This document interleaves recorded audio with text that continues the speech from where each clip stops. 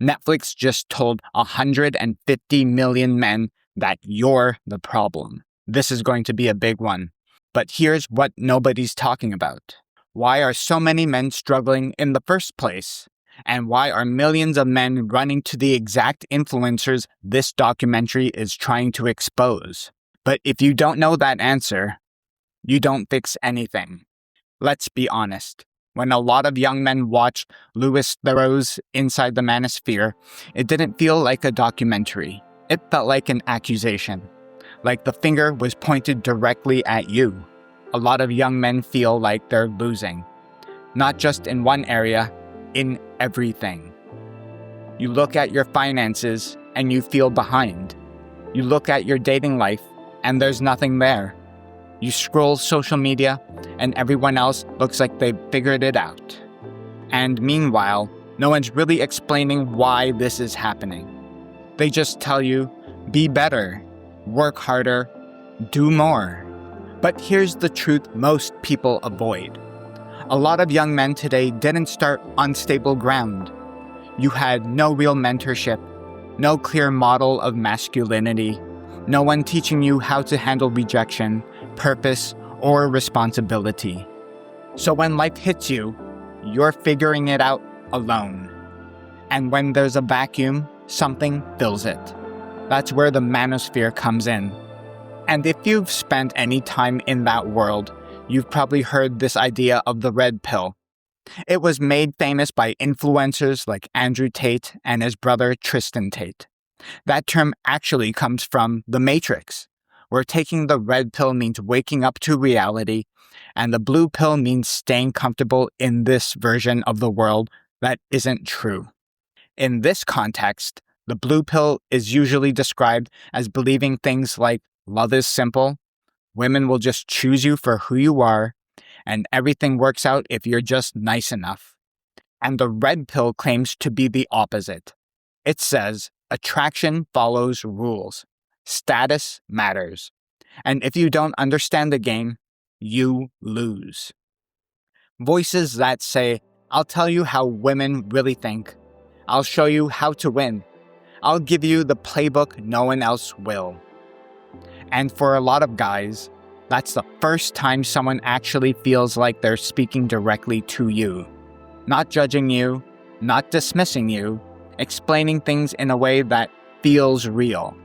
And let's be fair, some of it is real. Dating apps have changed the game. Social media has inflated expectations. A lot of men are falling behind in education and income. These are real pressures. So if someone comes along and says, here's why this is happening, of course you listen. They focus on figures like Justin Waller, Myron Gaines, Harrison Sullivan, and voices like Sterling Cooper. And look, that's not random. These are the loudest, most visible faces of this movement. But here's the problem. When you only show the extremes, you create a distorted picture. Because now the average viewer thinks, this is what all male self-improvement looks like. And on the flip side, the average young guy watching thinks, they don't understand me at all. Now I want to be very clear here. I didn't just watch clips. I went deep into this content. I've actually watched many of these videos, full episodes, full conversations, to get a grasp and take a deep dive into the psychology of the manosphere and the red pill movement. But also, I'm very much happily married and a loving father and have a strong relationship with God. And here's what stood out to me. There is a difference between confidence and performance. These guys talk about being alpha, controlling outcomes, mastering women, winning in life. But when you watch long enough, it starts to feel like a performance that never turns off. Because the message is always get more. More money, more status, more women, but there is no finish line. And that's the trap. Because if there's no finish line, you can never actually win. All of these influencers are ultimately for show. and they don't actually seem happy inside. In fact, I get cringe vibes from them and their deep insecurities. None of them are married in a monogamous relationship. Let's ask a simple question. What does this path actually lead to? Not in theory, in reality, because most men, if they're honest, don't actually want a lifetime of surface-level relationships, constant competition, and emotional detachment. They want a woman they can trust, a family, stability, peace. But the system being sold doesn't build toward that. Take something like what Harrison Sullivan said, that he would disown his daughter if she created adult content. That statement reveals something deeper, because it shows that even inside this world, there is a line, there's a standard, there's a recognition that some things aren't okay. But the same ecosystem profits from those exact things. That contradiction matters. And then you see something else. Young men lining up for selfies with these influencers. And what do they say? I didn't have a father or male figure in the household growing up. I'm trying to learn how to be a man. That's the real story. Not anger, not misogyny, absence. Now on the other side, you've got responses like Sterling Cooper saying, this is a hit piece. This is media manipulation. And again, there's a piece of truth in there. Media does frame narratives. Editing does influence perception. That's real. But here's what gets missed. Even if the documentary is biased, that doesn't automatically make the alternative correct. Because the real question isn't, was Netflix fair?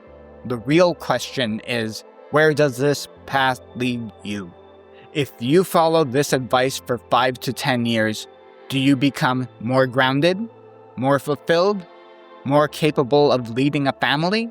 Or do you become more cynical, more transactional, more isolated?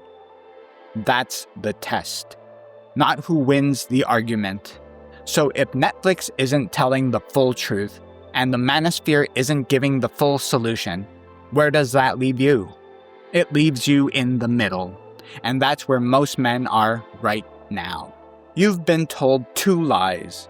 Lie number 1, you're fine, don't change anything. Lie number 2, you're only valuable if you dominate everything. Both are empty, because one leads to passivity, the other leads to exhaustion. A man isn't built on attention, validation, or image. A man is built on discipline, responsibility, and purpose. And purpose is the part no one's talking about. Because purpose requires something deeper than strategy. I'm not saying this as someone guessing. I've studied this space. I've watched the content. And I'm also happily married, a father, building something that actually matters. And I can tell you, peace doesn't come from chasing the life they're selling. Most men aren't just lacking success, they're lacking direction. And when a man doesn't have direction, he'll follow whoever sounds certain, even if they're wrong. And here's where I'm going to say something that most guys in this space won't say out loud, because it doesn't sell as well. The reason so many men feel lost right now isn't just because of money, or women, or status. It's because they don't know what their life is actually for. Think about it. Your entire purpose as a man is get money, attract women, build status. What happens when you get those things and it still doesn't fill the gap? Because that's not a theory. We've already seen it. You can look at guys with money, influence, attention, and still see their anxiety, instability, and emptiness under the surface. So the real question becomes, what actually gives a man purpose that doesn't disappear? And this is where most content stops, because this is where it gets uncomfortable. Because real purpose means your life isn't just about you. It means you're accountable to something higher than your feelings. Your decisions actually matter beyond today, and your identity isn't based on how people respond to you. And whether people want to admit it or not, that's always been the role of faith. There's an old line that says, "What does it profit a man if he gains the whole world but loses himself?" And whether you're religious or not, that question hits. Now I know some of you watching, as soon as I hear that, you're like, oh, here we go. But stay with me for a second, because I'm not talking about blind tradition, empty rituals, or just being a good person. I'm talking about something a lot of men today have never actually experienced. Being part of something real. Because here's another truth no one talks about. A lot of men today have no brotherhood. You've got online communities, comment sections, group chats, but you don't have men who actually know your life. Men who challenge you. Men who hold you accountable. Men who would show up when things fall apart. And that changes everything. Because a man alone is easy to influence, easy to distract, easy to pull into extremes. But a man who is grounded and surrounded by the right people becomes very hard to shake. And this is where I'm going to be direct. One of the biggest things missing for men right now is real community. Not followers, not subscribers, not networking, community. The kind where people know your name, people know your struggles, people actually care if you disappear. That's what the Manosphere tries to replace, but can't. Because content can't disciple you, it can motivate you, it can inform you, it can even improve parts of your life, but it can't anchor you. And this is where, for me personally, everything changed. Because I didn't just need better strategies, better habits, or better information. I needed direction, structure, and something that actually grounded my life. And that's what I found through faith. Not perfectly, not instantly, but steadily. And more importantly, I didn't find it alone. I found it in a room full of people who were trying to grow, trying to live with purpose, trying to build something real. And yeah, that's what the church is supposed to be. Not a performance, not a place for perfect people, but a place where men get built, men get corrected, men get strengthened. And I know, for some of you, that might be completely outside your comfort zone. But think about it like this. If you're willing to take advice from strangers online, follow influencers you've never met, build a worldview from clips and algorithms, why wouldn't you at least explore something that has actually shaped strong men for generations and centuries? Because at the end of the day, this isn't just about fixing your dating life. It's about who you're becoming, and whether your life is built on something that actually lasts. Another line says, "A house built on sand doesn't stand when the storm comes." And a lot of guys are starting to realize that's exactly what their life feels like. And once you understand that, real direction starts to look very different. It doesn't come from algorithms, influencers, or trends. It comes from something deeper, something stable, something that doesn't change every 6 months. That's what most men are actually searching for, even if they don't realize it yet.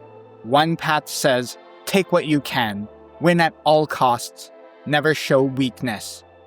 The other says, build on something that lasts, become someone trustworthy, lead with strength and responsibility.